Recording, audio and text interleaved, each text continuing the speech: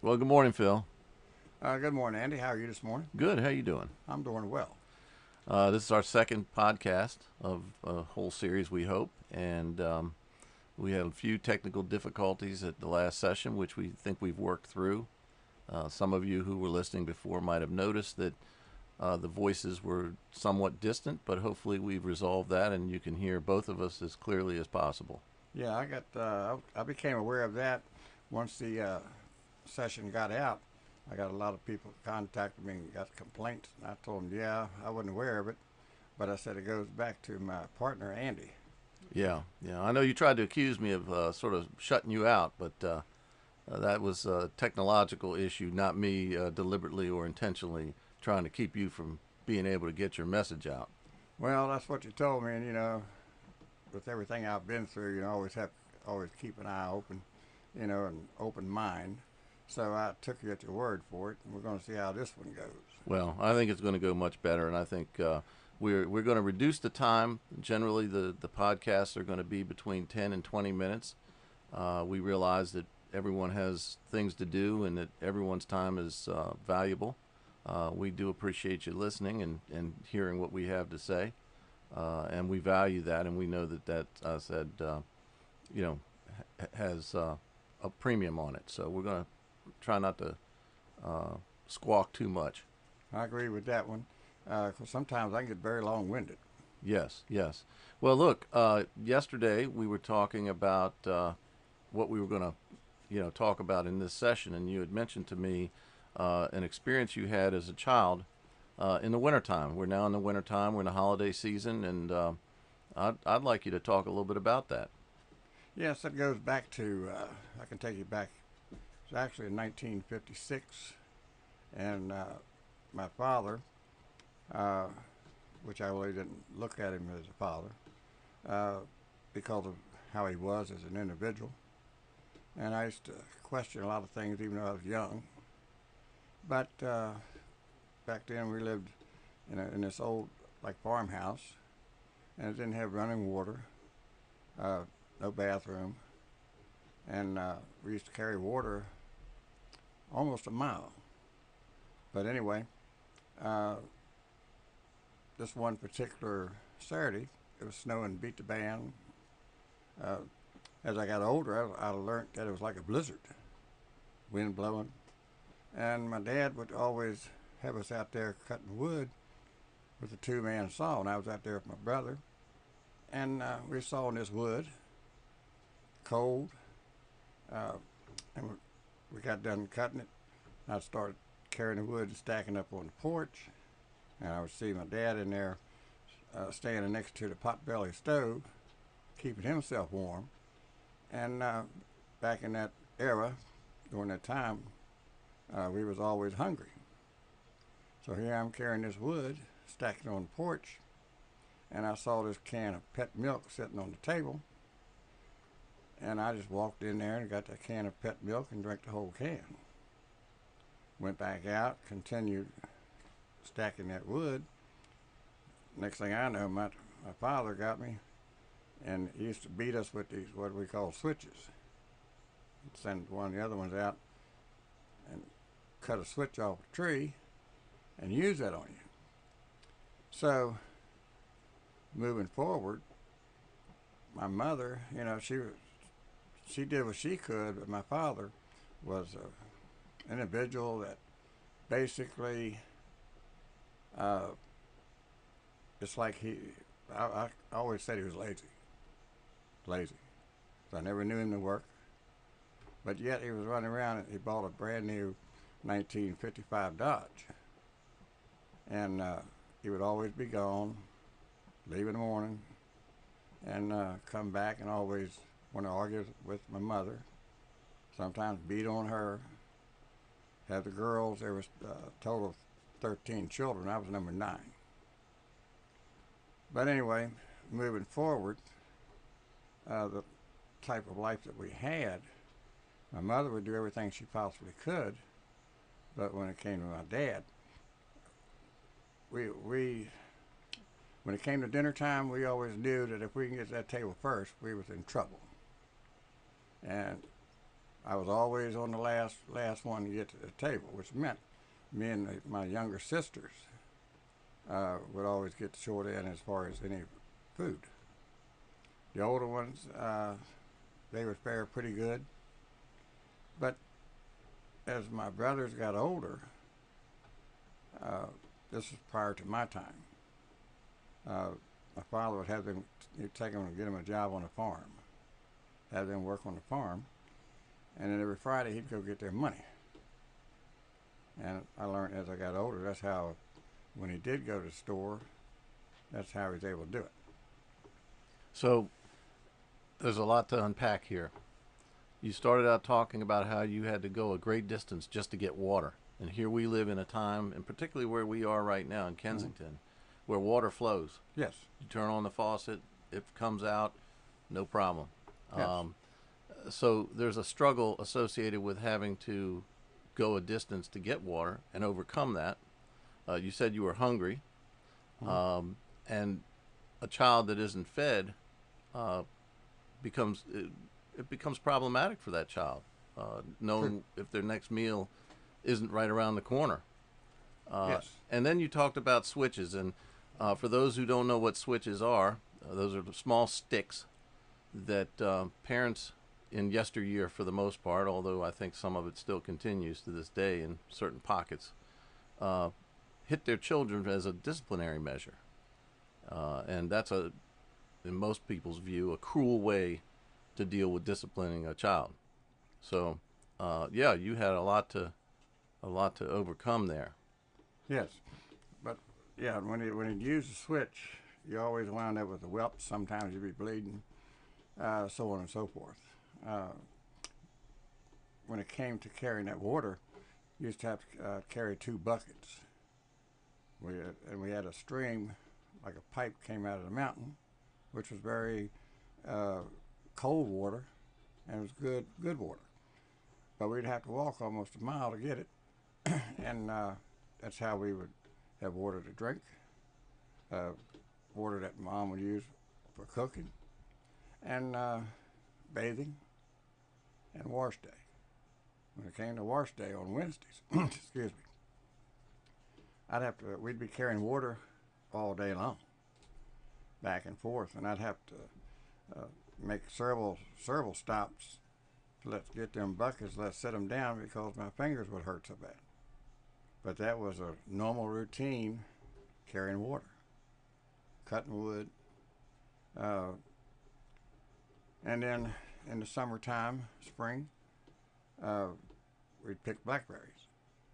Blackberries, Mom would take those and make mush, make cobblers, and such like that, and that was a basic for us.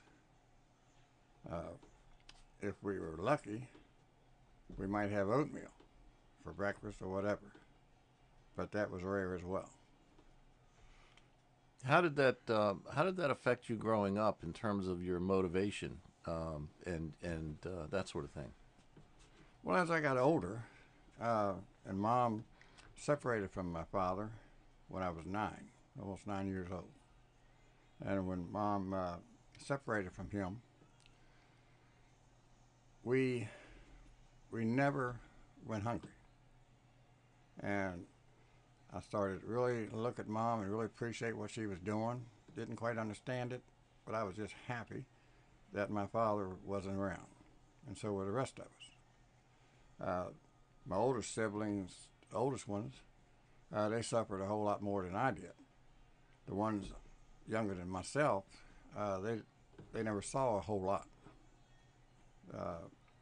But the older ones, I can remember a time when my older brother came. He was living in New York. He ran away when he was like 16. Somehow or another wound up in New York.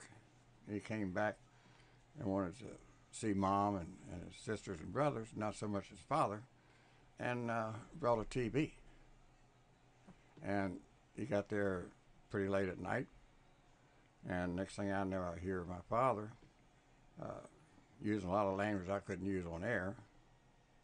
And he always kept a shotgun above the door, front door, and took the shotgun, got the TV from him, and ran him off with that shotgun.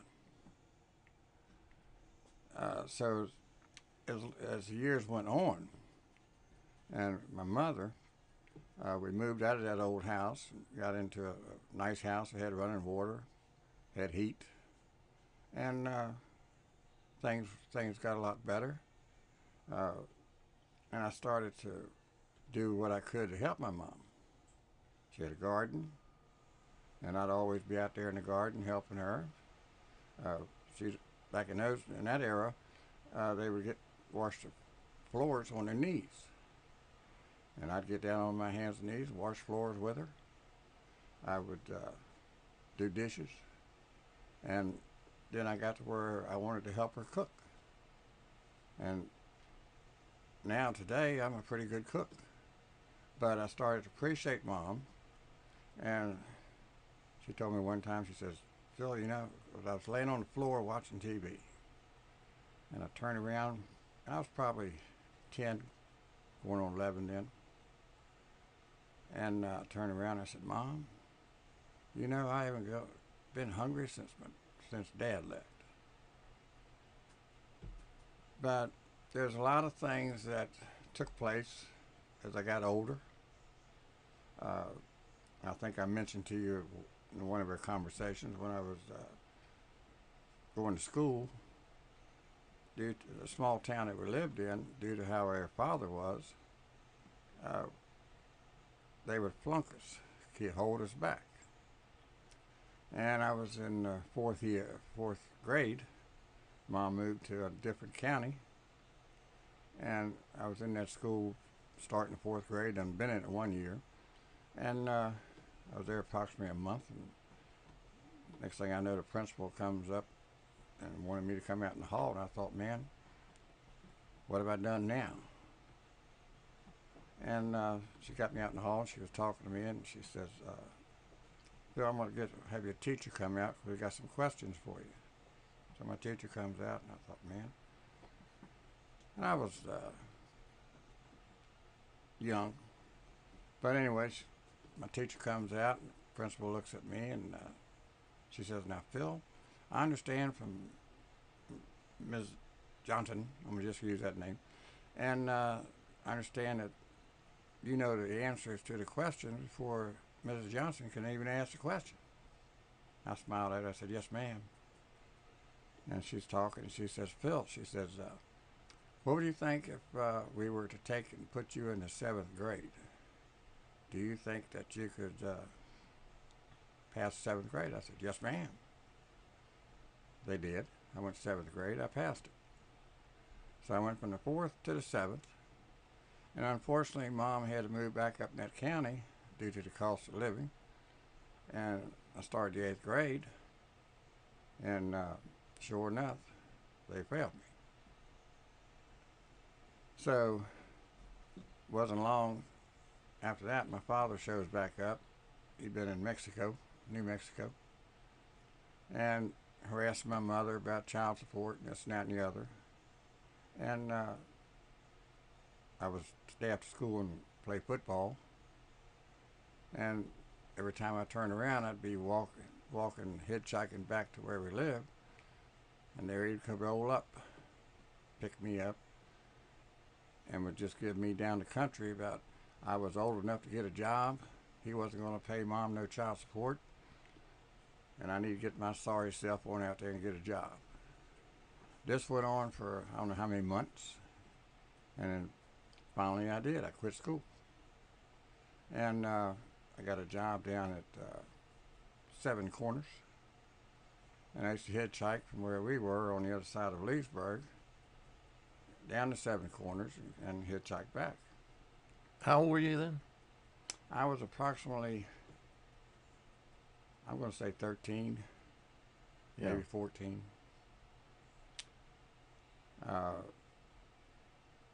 Probably 13, somewhere in that area. I'd have to go back and actually calculate the years, but no more than 14. Now imagine that circumstance today here in Kensington. How anyone who might find out about that would feel about it. Well, I'm sure they'd be horrified, just like, you know, when I was living through it. I just that's the way it was. As I got older, and then got out around people, working with people, talking to people, and then I realized, just how bad my dad was. And I wound up, my mother, I'd go to the other side of the world for, because she always looked out for all of us. When she got my dad out, she had 10 children at home. Mm-hmm. And so I just would do anything I could for her, and as well as my other siblings. And as I got older, I moved to New York, wound up in New York, and I wound up going into the Marine Corps. I was with a lady up there for almost 4 years, pretty much engaged. But anyway, I started to learn what life was about. And we'll get into all that. You mentioned the Marine Corps experience and Mm-hmm. the experience you had living in New York, and Yes. some of the other things that you did over the course of time. And I personally believe that, like myself, the listeners will be interested in hearing about that. So I think probably this is a good point to maybe, turn off on this particular podcast, because we are getting to the area, like I said before, where we wanted to keep it under 20 minutes. And we'll pick this up under a different segment, if that's good with you. Looking forward to it. Yes. Okay, well, again, we thank you for listening. And as I said, and we've agreed, we'll continue our discussions under the segments forthcoming.